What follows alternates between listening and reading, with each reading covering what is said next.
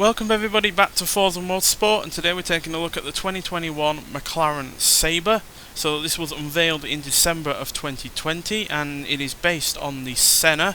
However, the bodywork is different, as you can probably see, and yeah, this does have slightly more in the way of power. It's also a rarer car, as only as fewer than 20 of these have been made, most of which were shipped to the US, as it is a car built mostly for the US market. So yeah, it's an impressive looking car, to be honest. It's easily one of the better looking McLarens in terms of modern cars. I certainly feel that these are more like halo kind of cars that McLaren make, like the Senna and the P1, are they're better looking vehicles. They're more ordinary ones like the 620S and whatnot are a little bit, you know, similar in a lot of ways in terms of how they look, whereas these ones look a lot more different and yeah, far more unique as a result of that. And it's got your typical big old doors, and yeah, it looks pretty nice on the interior, kind of similar to a lot of McLarens though, in that it's got a fair decent amount of carbon fibre and whatnot, but it's also extremely basic in regards of you know, a huge amount of amenities. But that does mean that the weight is kept down at 3,258 pounds, but that is 228 pounds more than the Senna has. So yeah, and that car also has better brakes and better handling as well, purely because of the reduction in weight.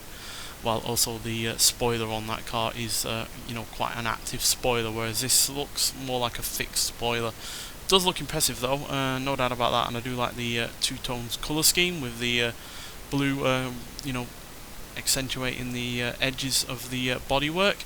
Power wise, well, we've still got a 4 litre twin turbocharged V8 like the Senna does, but we have 824 horsepower, which is 35 horsepower more than the Senna, while we have the same amount of torque at 590 pounds-feet. So yeah, more in the way of weight, but that is slightly offsetted by the extra power.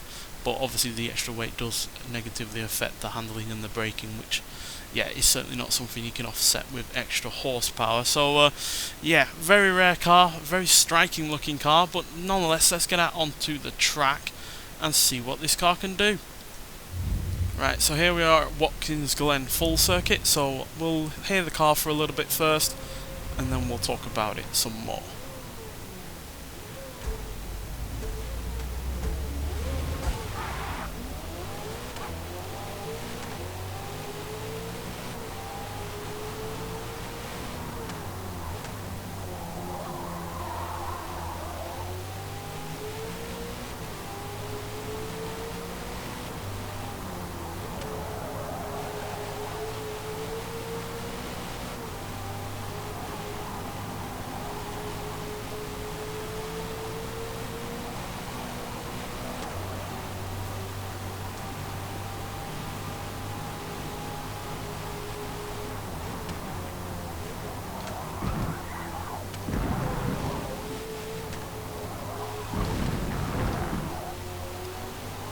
So yeah, this is certainly a quick car, but you can also certainly feel the additional weight in this over the Senna. Not sure where the additional weight has come from, maybe it's the extra bodywork or such and such, but yeah, not quite sure why it's got all of that extra weight, but regardless, it does mean that yeah, it's not quite as agile, nor is it quite as satisfying in terms of handling than the Senna.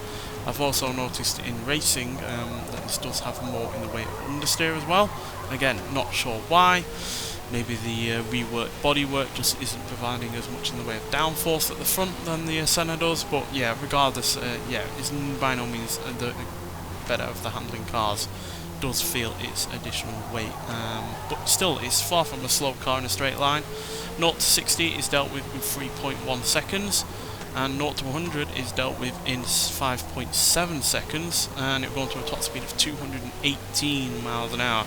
So that makes it not only McLaren's fastest non-hybrid car, but also their fastest two-seater car as well, because the likes of the F1 and I think another car of theirs has 3-seaters. So yeah, they are 2-seater cars, so that's why this is the fastest of in that kind of category, and it's also their most powerful non-hybrid car as well on top of all of that. So yeah, it would be interesting to see what they could do with this car if they added hybrid technology to it, because that is what at the end of the day gives the P1 the edge over this in terms of that extra horsepower.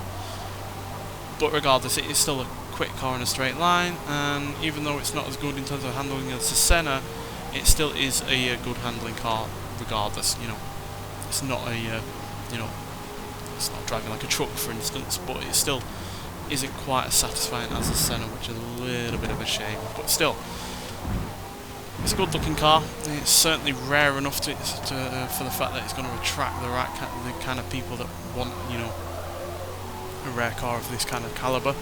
Certainly rarer than the Senna is, I believe. But yeah, the Senna is still overall the better driver's car, and even though this has slightly more in the way of power, I doubt round a track that isn't reliant on, you know, long straights, that this would be quicker than the Senna around the track, purely because of the difference in handling. As you can see, it does really like to understeer. Now granted, that could just purely be because of the game's handling physics.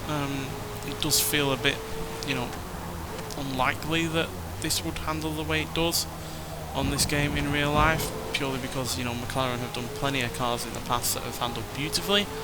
Even way back to the 12C, that car handled amazingly, and yeah, it doesn't feel like something McLaren would do on purpose. So whether or not it's just by accident or it's the game itself, again, not entirely sure. Could be because it's made for the American market that they've given it some understeer to make it a little bit more predictable when it comes to handling, but yeah, who knows? Wouldn't know unless I actually drove it for real, and that's never going to happen given how much this is probably going to cost. So yeah, overall a really rather striking car, powerful, quick in a straight line, got an excellent top speed. Just wish the handling was that little bit better and a little bit more satisfying, like it is with the Senna. But still, it's currently on offer to buy in this game, so get out there and get it if you haven't already. It is still a really rather fun car to drive, despite its slight handling flaws. But nonetheless, thank you for watching, and I'll see you in the next one. Bye.